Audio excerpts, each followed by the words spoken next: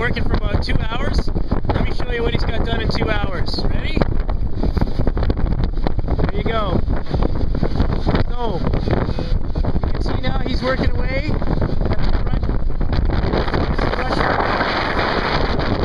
But we've also tagged a number of trees. I'll show you in the back here.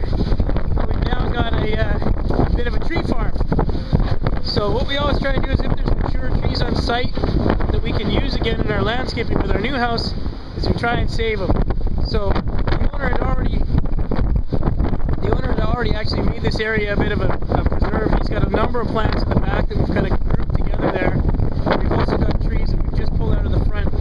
So between, there's probably about, I would say 15 really nice rhodos and a really nice pine in there that we're going to use. So when we're actually coming to finish this house, we'll have a nice mature garden and not just new little shrubs. So that's the plan. That's it in action.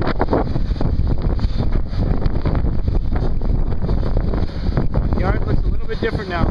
Oh, also too, the remaining bits of drywall, we've removed those too. So those are all gone to the recycling center. And from now on, he'll just be crunch up all that house so that it can go out later today. Talk to you soon. Watch how we pull a tree out of the ground.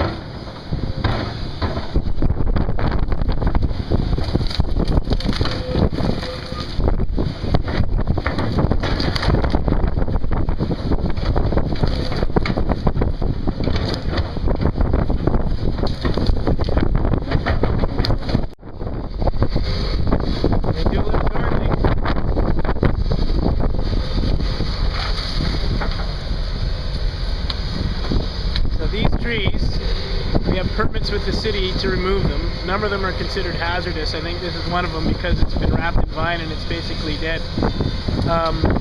So we also will be replacing the trees that we remove with new trees. So we'll take them out, but we're putting new ones in.